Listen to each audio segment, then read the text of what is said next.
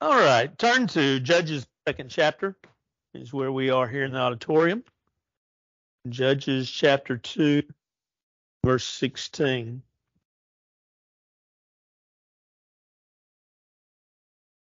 In Judges chapter 1, you sort of have an introduction, if you will, a rehashing of the book of Joshua, really.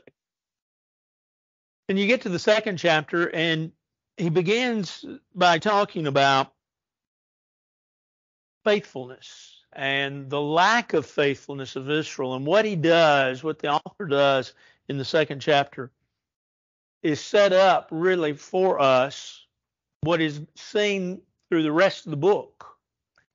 The rest of the book, what you find, for the most part, not every little bit of the rest of the book, but what you find in the rest of the book is the fact that Israel is not faithful.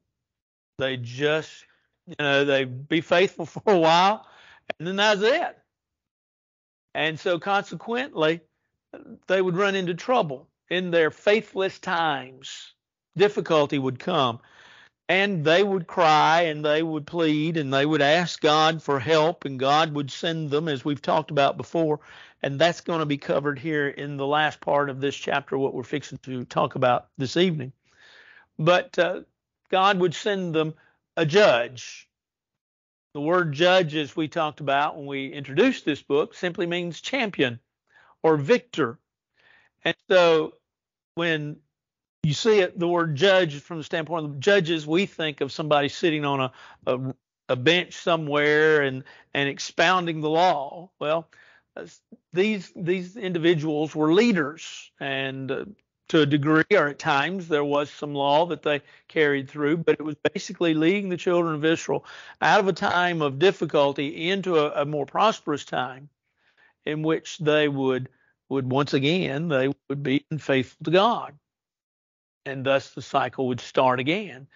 Well, in the second chapter, we see being set out, beginning in verse 1, the faithlessness of Israel, wandering from the faith. And then all of a sudden, there's a paragraph in there, and it really, in many ways, doesn't make sense. Although we tried to splice it together last week, it talks about Joshua and the death of Joshua. Just a paragraph. And that, if you look at it, what I think the author was trying to say was, here's the faithlessness of Israel, but here's an example of one that was faithful, Joshua, and you're not like him. And then he comes back to this idea of faithlessness again, and the need for Israel to follow God's will. And so we began in verse 16. Nevertheless, the Lord raised up judges who delivered them out of the hand of those who plundered them. We're in the midst, really, of this cycle. This is what is being talked about, that cycle that I've talked about in sermons and classes before, of good times, prosperity, leaving God, then difficulty. And then God, of course, raises a champion or a judge. Notice that it says who would deliver or who delivered. The word delivered there means to liberate, to save. Save them out of the hand of those who plundered them. Yet they would not listen to their judges, but they played the harlot with other gods and bowed down to them. They turned quickly from the way in which their fathers walked in obeying the commandments of the Lord. They did not do so. They were, the imagery that is being used here is interesting. They were playing the role of the harlot, is said. The idea of the adulteress or the unfaithful spouse. And so they're playing this role. What did they do? Well, they simply listened to other gods. They bowed down to other gods. They did not walk in the commandments of God. They didn't heed what they had learned as a child from their parents. They really saw what their parents had done, and they did the opposite. And so he continues in verse 18, when the Lord raised up judges for them, the Lord was with the judge. Notice the word with. That's important.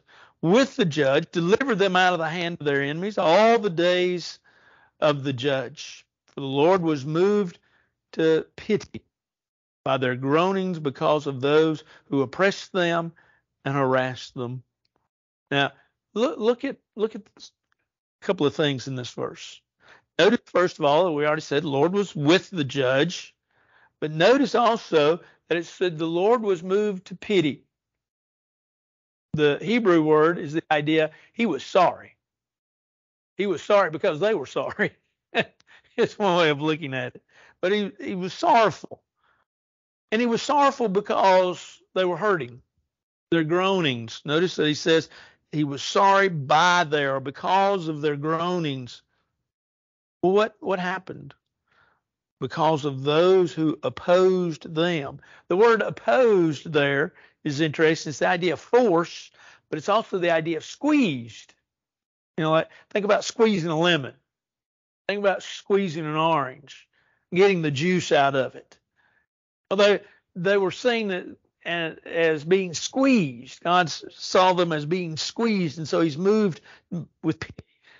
And there were those that were harassing them. There were those that were opposing them.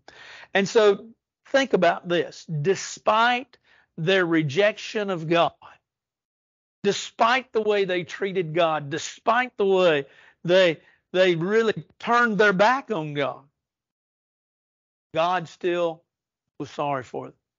God was sorry for their oppression. God was sorry that they were harassed. And so God raised a champion for them. God raised a judge for them. And it came to pass, verse 19, when the judge was dead, that they reverted and behaved more corruptly than their fathers by following other gods to serve them and bow down to them. They did not cease from their own doings, nor from their stubborn ways. They didn't listen. They didn't learn. It's a great lesson, really, for us in the fact that we should learn. As we pass through life, there are life lessons. And sometimes, that we learn from them, and sometimes we don't. But we should always try to learn from. What did we learn from it? That should always be a question in our own mind. At the end of a day, at the end of something that's going on, what did I learn? So that we don't make the same mistakes. The children of Israel didn't do that. Think about what it says. It says that when the judge died, they reverted. They went back and behaved. Notice the next word. More corruptly. You see, their apostasy was, and their deterioration really was progressive. They may have repented. They may have meant it. But then when they went back even further. The line's not far enough away. The line's not far enough back. Here, let's go a little further. Here, let's push the button. Let's go a little bit more extreme. And so, notice that it says in the last sentence, they did not cease from their own doings. There's their failure. They started listening to themselves. They weren't listening to God. They were listening to themselves. And so they did not cease from their own doings, nor from their stubborn way. Stubborn. The word stubborn, Hebrew word stubborn here has the idea of hard road. Their hard road way. They couldn't get past themselves. So then, verse 20, the anger of the Lord was hot against Israel. And here's what he said.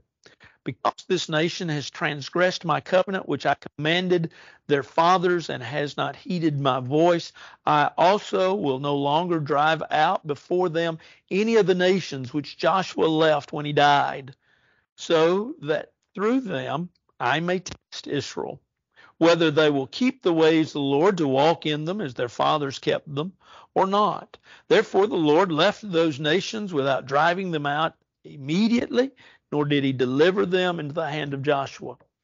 Now, we've talked a little bit about this thought when we studied the book of Joshua. And that is that when Joshua took all the mighty men, if you will, and he went on the east side of the Jordan River, and he began to get everybody together and get everything organized. And then he began to and did invade the land of Palestine. Remember that we talked about how basically his first move was to just go straight through Israel. And what he did was he cut north and south Israel apart. And then he went to the south first, and then after he got through cutting that path, he went to the south, and then he went to the north, and he conquered Israel. But in conquering Israel, remember we said there was a couple of things, or several things. We said, first of all, that each city was a city-state. There wasn't a centralized government. Each city was a city-state, thus independent of itself. And so consequently, because there wasn't a central government, there were a lot of folks. You see this, and we'll see it here in chapter 3, that there were still a lot of folks of different nationalities, different backgrounds that were inhabiting Israel. And Joshua didn't run them out. Now, Joshua was supposed to. Joshua didn't, but when Joshua took over the land, when he and his men took over the land, they didn't run all the people out. It's the same problem if you go back and study, say, 1st, 2nd Chronicles, the equivalent of that is 1st, 2nd Kings. They're parallel. And you study those, one of the things you find out is that oftentimes those that were good kings, and there weren't always good kings. Remember, the north never, when the kingdom divided, the north never had a good king. The south had a few religious or righteous kings. But one of the things that those religious kings, those righteous kings, did not do is they didn't get rid of idolatry and idolatry worship. They didn't get rid of the groves or the high places, as it calls them, depending upon the versions that you use. And thus, consequently, Israel would relapse and they would use those places to worship. Well, Joshua didn't get rid of all the people, all of the enemies, if you will. There were still plenty of folks there. And notice that here in Judges, God says, okay, Israel, you've been the way you are. I'm not going to drive them out from in front of you. You're going to have to deal with them. I'm leaving you to yourself. But notice what he says. He gives a reason in verse 22. That through them I may test Israel. Test. Test is not temptation. Test is not testing the individual. You see, some look at that and say, well, God tempted Israel. No. That's Satan's work. But God allowed them to be tested, to put to the test. Okay, let's see. Let's see if you're faithful. Let's see if you really mean what you say. Let's see if you really follow me, and if you're really following me for the reasons that you say you are, or is it just a show? And so God says, I'm willing to put you to the test to see. Notice that he says whether they'll keep the ways of the Lord to walk the fathers kept them or not. And so the Lord left the nations. And so, as one author said, there was an amalgamation of people in Canaan at this point in time. Well, I've done all the talking, but let's just kind of capsulize, if you will, this chapter for just a minute. What can we learn? What are some lessons? Does anybody have any lessons? I've got 11 listed here. So, anybody got a lesson that they learned out of the 2nd chapter? Well, how about verses? As you look at verses 1 through 6, one of the first things you find out is that you reap what you sow. You got to do what God says and the way God says do it. And if you don't, there are consequences. But the old adage that you sow is very true. It's true with Israel. It's true in this 2nd chapter. And it reminds us to be careful what you sow. Back in the spring, Suzanne and I bought a few flowers, as we always do, and I bought some seed. I bought just some old marigold seed, and I said, I'm going to put that in a couple of pots and let it grow. Well, it's growing. They're not flowering yet. They should have already flowered. It takes about 45 days for marigolds to go from germination to flowering, and these are taking longer. But they sure are some of the prettiest plants you've ever seen. Now they're fixing to bloom. Some of them are, but nevertheless, I sowed marigold seeds, and now I've got plants. The leaves prove that they are. The flowers, what flowers will come out here before too long, will prove that they're marigolds. But I didn't expect to get snapdragons or fireflies or whatever. I didn't expect to get anything else other than marigolds. The children of Israel learned, if you're going to sow faithlessness, you're going to get faithlessness. You're going to reap that. So that's one of the first lessons. Verse 10 teaches us a great lesson. It teaches us that faith must be taught. We can't expect our children and our grandchildren, we can't expect them to have really anything, morals or anything for that nature, bless you, unless we teach them. We have to teach them. We can't leave them to their own devices. Look in verse 10. It says, when all that generation had been gathered to their fathers, another generation arose after them who did not know the Lord, nor the work which he had done for Israel. They didn't know him. And we talked about the word know there from a standpoint not of knowing of facts, but from a standpoint of a relationship with God. That's the idea of the word know here. It's a lot like the word know in the New Testament. Knowing, we can talk about, well, I know God. Well, you know facts about God. Yeah. Great. But do you know him? What kind of relationship do you have with him? Here, we're reminded there's a generation that came up that didn't know God. Well, why not? Well, they hadn't been taught. And so it's a great lesson to learn. Another lesson we might learn is that it's easy to forget and to forsake God. It's real easy. It's real easy. Apostasy, the old saying goes, apostasy is one generation away, and it really is. Sometimes it's within the generation, but it's usually one generation away. We talked a little bit about that last week, so I'll not belabor that point. I'm not going to give you all 11 of these. I think another lesson that we might learn is God will bless you when you walk with him. I think we see this right here at the end of this chapter. You know, if these folks had walked with God, God would have taken care of them. And God did take care of them, even though they weren't walking with him. But when they needed him, they called upon him. He had pity on them, and he came to their aid.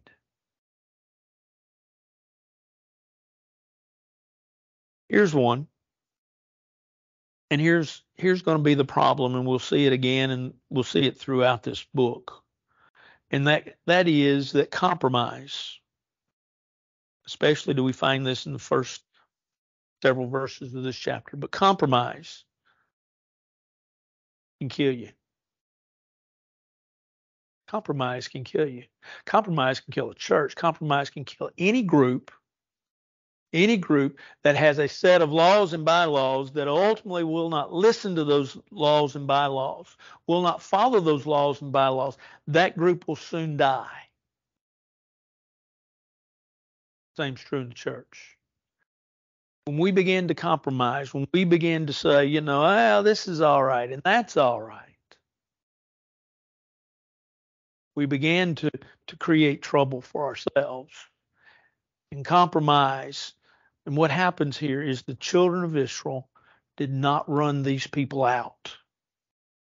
And so consequently, what happens? Well, we'll see it in the third chapter. There's intermarriage. And we're not talking about interrace marriage. We're talking about intermarriage from the standpoint of faith. And just like Solomon, 1 Kings, the 11th chapter, you know, it said Solomon had all those wives and concubines. I always think about the little boy, cucumber vines. And it says in verse 4, it says that and his wives turned away his heart from God. That's what happened to Israel. They intermarried with these folks that were heathens, really.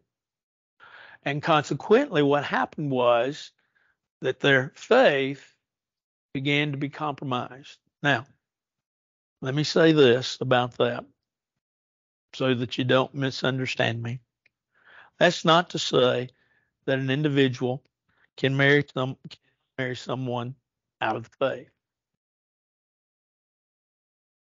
When my parents got married, my mother was a member of the Cumberland Presbyterian Church.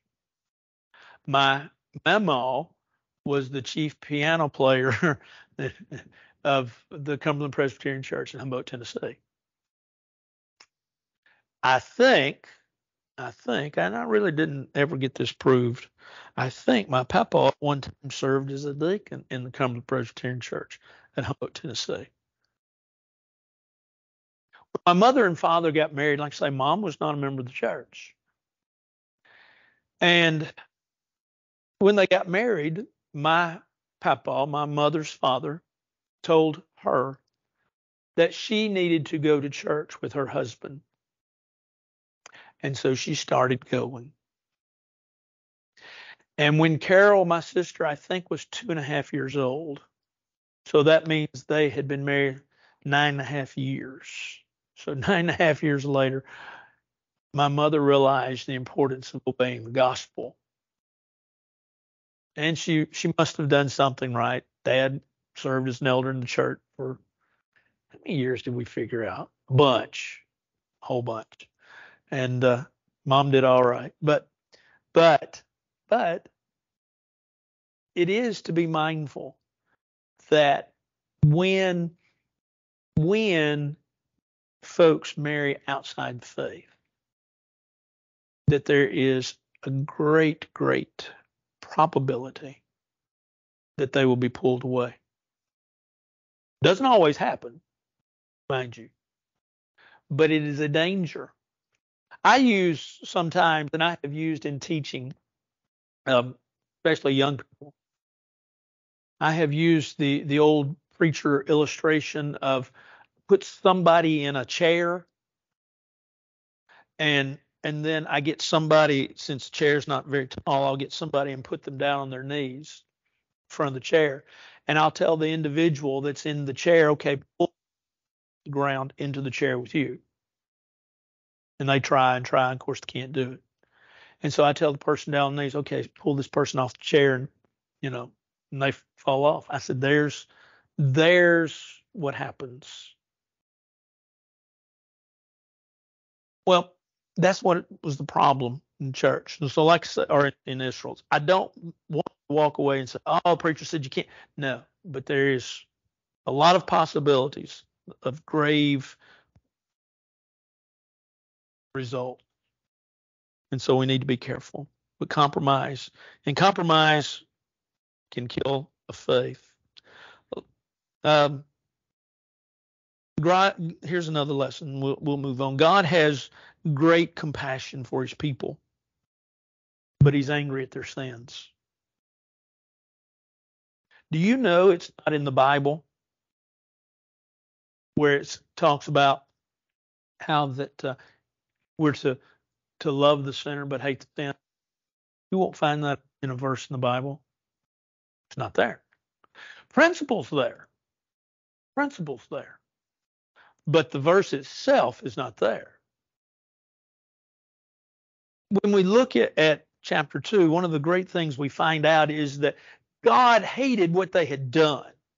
And there were consequences for what they had done, but God still loved his people. And God was still willing to give them chance after chance after chance after chance. And so we learn really of God's mercy, but we also learn of his disdain for what is evil, his hatred for what is evil. Anything else in this second chapter? Well, one of the things that as you think about the second chapter, or at least as I think about the second chapter, is the church of today and culture, how it affects the church.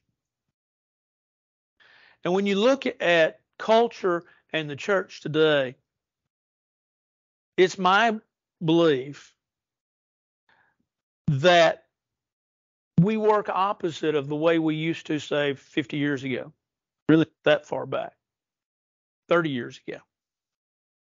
That it used to be the church affected culture. The church affected the world. The church affected what was going on out in the world. But now culture affects the church. Why do we do some of the things that we do? Culture. Now, let's say this. Matters of opinion, it doesn't really matter. Matters of faith, it does. And we know the difference. Matters of opinion are just that, how we accomplish some things. In other words, one of the things that we use here is Bible school. Wednesday night Bible classes, Sunday morning Bible classes, Thursday ladies class, Thursday George has a class. And so we have classes, times of study. Guess what you don't find in the Bible? Bible school. God did say grow, though, didn't he? He did, from a standpoint of growing in grace and knowledge. How do we do that? Through Bible study, through getting together and talking about things, spending time in the Bible. How many of us really would spend time in the Bible, deep study in the Bible on our own? And so it's a matter of opinion how we go about growing individually. Well, the elders have said we're going to have a Bible class. I applaud that. I think that's a great way of doing it. That's a matter of opinion, matter of faith. Sunday morning when we get together, Miss Shirley's going to give you your communion, and George is going to check that before it goes into that little packet, whether it has a little piece of bread at the bottom and whether it has a little wine. Now, sometimes he misses some. That's all right, because that's really hard to check, to be honest. It really is. We take them, we stop during our worship, and as part of our worship, we'll take the bread and we'll take then the fruit of the vine. We do that because that's what the early church did. That's a matter of faith. And so when we take that Lord's Supper, we take it as a matter of faith because God has said to take it, and he has shown us by example the early church taking it. That's faith. So you have faith and you have opinion. Faith, we've got to do what God says. Opinion, we're given leeway. When we, however, allow culture not to affect matters of opinion, but when we allow culture to affect our faith, that's when difficulties arise. That's when we become individuals that began to do things that we shouldn't do. And it's easy to slip into those things, to think, well, that's all right. It's all right. I threw away an article today I had in my files because as I got it, I couldn't read it. It was, for whatever reason, when it printed years ago, it was in blue ink, and the copier must not have been full of ink at the time, and so it's faded out, and so I threw it out. But I remember the gist of it, and I can't tell you where it was, but it was a young lady that worked for, and we're going to say Christian church, and I'm going to put that, or Christian, school, and I'm going to put that in quotation. I'm not saying it's necessarily Church of Christ. Let's just say it's a religious school, private school. And she had a child out of wedlock, and so they had fired her because they said, and they gave, here's book, chapter, and verse, what it says. And she said, well, that's just your opinion. Culture in church. Culture in church, culture and Israel was a big problem. And so you have to be careful because apostasy is only one generation away. We have to understand that there's an assimilation of attacks that become oftentimes main issue. And apostasy, we try to then take and say, well, God allows and God's mercy and God allows. But the church, in order to continue to exist, must stand firm on what God has said. We can't change it. We don't want to change it. We must listen to it. And that's where in chapter 2, that's where the children of Israel failed. And that's where, as chapter 2 really sets up kind of in summary what's going to happen the rest of the book. Time and time again, 7 times, matter of fact, that cycle is going to be repeated that it talked about in the 2nd chapter. But one of the great things that is for sure is that God is always available, even in the church that has problems. Anything else before we move into the 3rd chapter? All right. Well, we get into some names here. Oh, that's wonderful, isn't it? Now, these are the nations which the Lord left. And remember, he said in the 2nd chapter, he said, I'm going to leave. I'm not going to run the people out in front of you. I'm going to leave them. I'm going to let you deal with them, and I'm going to use it as a test to see whether you're faithful or not. These are the nations which the Lord left, that he might test Israel by them. That is, all who had not known any of the wars in Canaan. Now, there's a little understanding difficulty here, and I don't really have an answer for it. Didn't these people know war? Didn't Israel know war? Yes. So when it says that these folks didn't know wars, now, first of all, notice what it says, wars in Canaan. Could it be that this is a later generation than what was during Joshua's time? That's where, if you're going to put me on the spot and say, you've got to pick an answer, that's the answer I would give you. But I'm not definitively sure exactly what is trying to be said here, because Israel had known war through the years. But maybe it was the fact that he's talking about a younger generation that was not with Joshua and the time in which they were trying to deliver the land to the children of Israel. This was only so that the generations of the children of Israel might be taught to know war, at least those who had not formerly known it. That's where I get my answer. Namely, 5 lords of the Philistines, all the Canaanites, the Sidonians, the Hivites, who dwelt in Mount Lebanon, from Mount Baal Hermon to the entrance of Hamath. They were left that he might test Israel by them to know whether they would obey the commandments of the Lord, which he had commanded their fathers by the hand of Moses. Sort of sets in motion what chapter 2 just said. He says, God left these folks. God left the Canaanites, the Sidonians, the Hivites.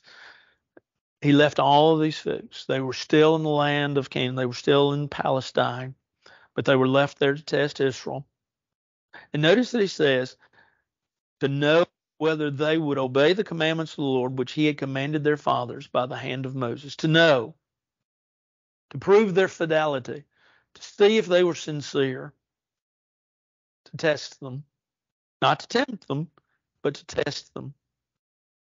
Thus the children of Israel dwelt among the Canaanites, the Hittites, the Amorites, the Perizzites, the Hivites, the Jebusites. And they took their daughters to be their wives and gave their daughters to their sons, and they served their gods. They assimilated into the group in which they were in. They didn't stand up. They didn't hold their ground. They compromised. And so, as we talked about intermarriage a while ago, we're talking here about religious beliefs. They compromised. They compromised. Anything else before we get to Othniel?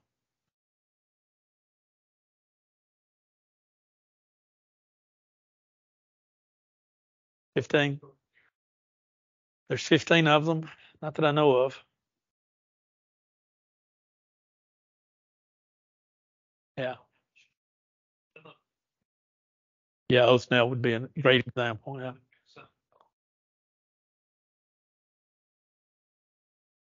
Not that I know. I'm not saying there wasn't, but just not that I know of. Yeah. Yeah.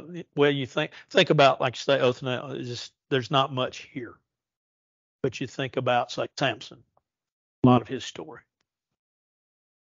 So it's a good question. I don't have an answer for it. Anybody else or anybody want to answer that one? Be glad for you to. Or anything else. So, verse 7, children of Israel did evil in the sight of the Lord. Surprise, surprise. They forgot the Lord, their God, served Baals and Asherahs.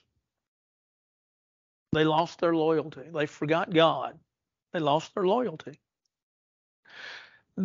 They forgot their polar star. They forgot the one that, if you will, had led them out of Egyptian bondage, the one that had taken care of them, the one that had fed them, the one that had taken care of them in the wilderness. They forgot him. Now, you might say, these were not the same people. Years have passed, generations. That's right. But as we think about that, we have to understand that we get back to the idea of faith must be taught. And so they forgot the Lord, their God, and they served the Baals. Baal. There were many different Baals. We often think, all right, let me back up. Sometimes when I read Baal, I have to stop and think, because we have to understand a lot of different Baals. Now, Baal in and of itself, the Baal, was the god, little g, of water, the rivers, rain. And then you have, as this verse says, they served the Baals and the Asherahs. The Asherahs is female goddesses. And so they went all out. We're not just going to serve one, we're going to serve them all. Therefore, verse 8, remember we've always talked about when you look at verses and it says therefore, you look to see what it is therefore. Therefore, the anger of the Lord was hot against Israel, and he sold them into the hands of the Cushan Rishathaim, king of Mesopotamia. The results of the anger of the Lord, there's something you don't want to talk about. I was out sitting in the office here last week, or 2 weeks ago, is now, and I was thinking about something else, working on something else. And I thought, there are subjects in the Bible you just don't want to talk about. And one of them would be the anger of the Lord. Can you think of any more? Justice of God. God's uh, God's severity. You don't want to talk about this. We are a society. I think I brought this up last week. Bruce McClarty. Bruce did some work. Harold Shanks wrote a commentary on the book of Judges. And Bruce, who used to be president at Harding, who is now at Freed-Hardeman, is I think his official title is the minister in residence at Freed-Hardeman last year. And I think I know he's again this year. But Bruce wrote some thoughts in Harold Shanks' commentary. And Bruce talked about, I think in the first chapter of the book, the commentary, he talked about man's avoidance of pain. We don't want to talk about, we don't want to think about, and we don't want to have pain. And we see and view pain as suffering, and we view pain as awful, terrible, when there are remedial effects that are really good from pain. We learn from pain. My parents believed we learned from pain. That's why I got spankings. Well, Bruce talked about this idea of avoidance of certain subjects. And there are things you just don't want to talk about in today's culture. You hear folks talk about, preacher, we want sermons on grace, and we want sermons on mercy, and we want sermons on love, and we want sermons. We don't want these hellfire and brimstone sermons. And let's be honest, folks do not take kindly to those sermons. Those are not things that we like to think about or talk about. Well, here we have these folks experiencing the anger of God, a subject you just don't want to talk about. But because the anger of God was hot, he sold them into the hand of the king of Mesopotamia, Cushan Rishathaim, whose name literally means double wicked. Double wicked Cushan is literally what his name means. And the children of Israel served him for 8 years.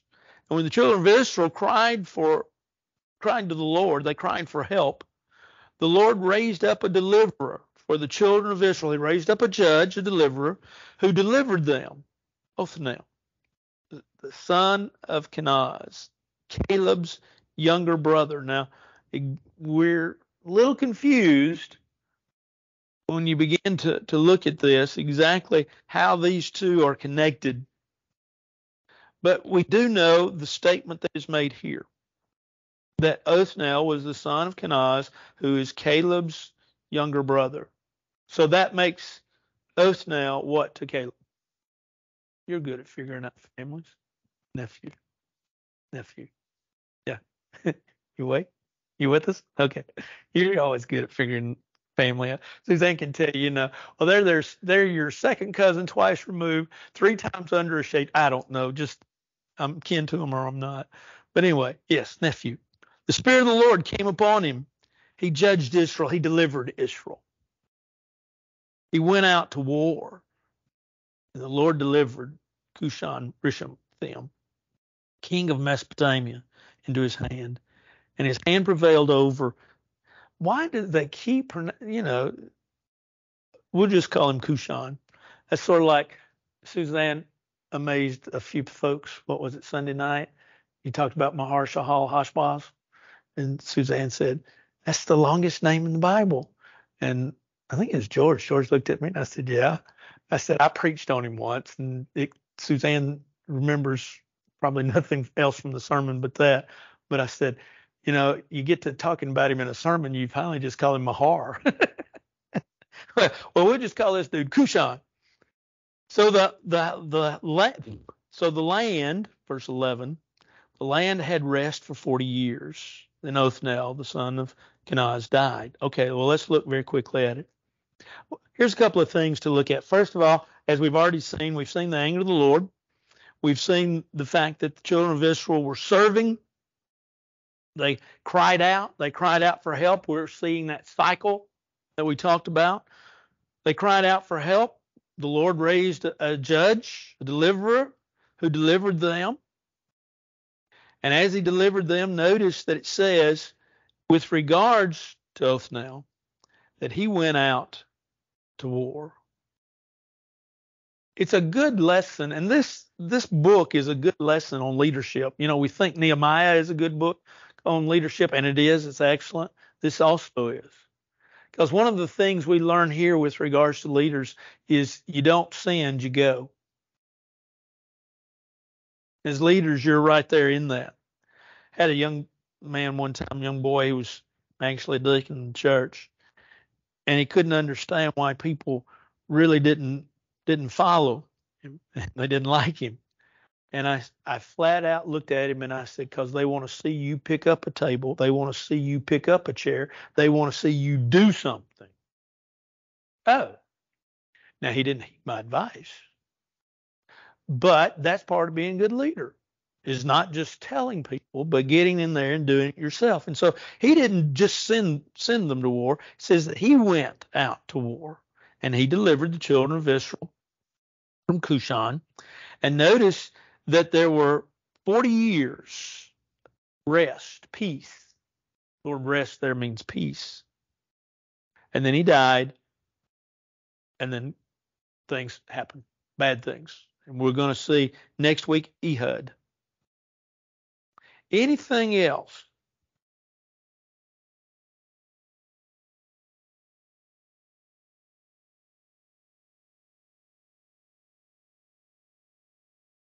No, I'd rather not get into that. I'd rather not get into that. Oh, okay. Oh, yeah. Yeah. Yeah. If you go through, and study cultures, all cultures had some sort of religious background, teachings, and a lot of them did worship nature, things of nature. Anything else?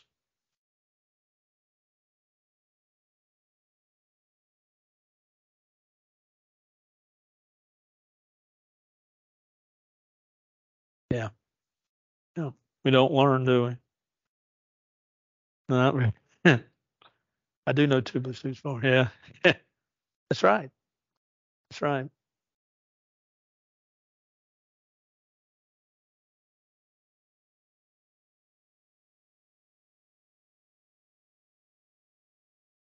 Yeah. Yeah. That's right.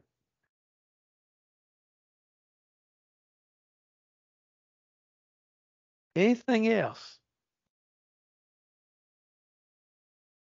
But we need to learn. Yeah. The patience of God. How long is it? I don't know. I do know that it evidently runs out, because look in Romans chapter 1, 3 times. God gave them up. It does run out. So how long will this world stand? I don't know. Nobody knows. And the doomsayers that are on TV right now that say, we're fixing to come to an end because our society in the United States of America is crumbling, and it is. God didn't say we were going to last forever, or our society was going to last forever. I don't know. And God says really no one knows. Jesus said he said he's coming back, but he said he didn't know when. Matthew chapter 24. So if he doesn't know when, I don't know how we know. Anything else? Well, let me say a thing or two. I've got a card up here. The membership committee decided that we were going to send Pam Stevens a card, and I've got 2 or 3. I'm trying to get ahead. Suzanne talked to Miss Laverne when she was here. Pam has not had her procedure yet. She's not going to have it till August. But once she has her procedure, she's going to have to stay in home for a year. And so we just decided that we would try to brighten her day at least once a week by sending her a card once a week. And so I'm asking different groups. And so if you signed one before, just know you're going to have to sign 2 or 3 before the year's out, or 5 or 6 or 7 or 8 or 10 or 12, and that won't hurt you. So if you want to sign this card, it's up here tonight. You can. If you don't, that's fine. But it will be added. I already have about 2 or 3 that I'm ahead on, so that'll be good. Anything else?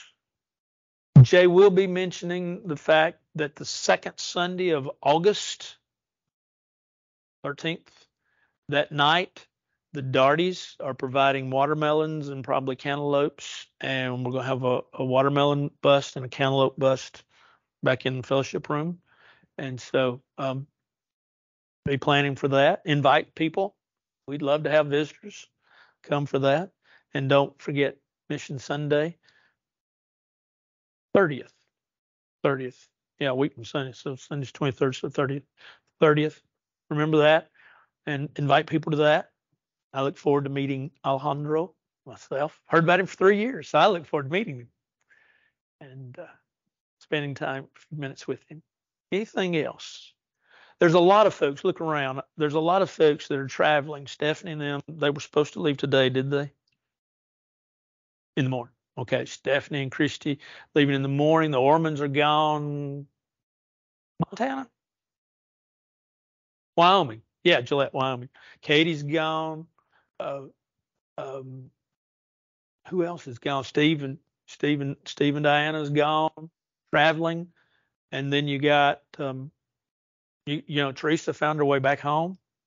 We're glad of that. And remember Ken. Jay gave us an update on Ken, but do remember Ken and Donna and in your prayers. And anybody else? My brother-in-law's having hip replacement surgery tomorrow at Baptist Midtown. So if you remember him, St. Thomas Midtown. It's Baptist to me. I'm sorry. I'm sorry. It's been Baptist too long. I know it's St. Thomas Midtown. But yeah, thank you. But if you get opportunity to include him in your prayer, we'd appreciate it. Anything else? And do remember Charles' surgery Monday. Let's bow forward to prayer. Our Father in heaven, we're so thankful for this day. We're thankful for the blessing of it. We're thankful for the rain that we had. We're thankful for the sun that came out afterwards. And we also understand that tonight and early morning hours, we may receive more storms. And we ask that if we do, that they be light and that just be rain that replenishes the earth. We're thankful for those that have been traveling that are home now, and we ask your blessings upon those of ours that are away, that are traveling. We ask that you be with them and that you bless them and give them safety. We ask that you watch over those that we mentioned just a second ago and those that Jay mentioned in our announcements that are sick and having difficult times. We ask that you be with them. We ask that you watch over them and hold them. We ask that you be with our elders and our deacons as they serve this congregation, that you watch over them and bless them with health and strength and knowledge and love and compassion for all of us. We ask that you be with us, that we'll follow their lead, that we'll follow their example and follow the things that they've set out for us. We also ask that you be with this congregation, that we may not just look inward, and we're thankful for every member of this congregation, but that we may look outward and see others that truly need you, and that we may talk to them and share your message with them. We ask that you be with us, that you watch over us, bless us, and keep us, and hold us as we hold to you. For this is our prayer in Christ's name. Amen. Y'all have a great week. Thank y'all.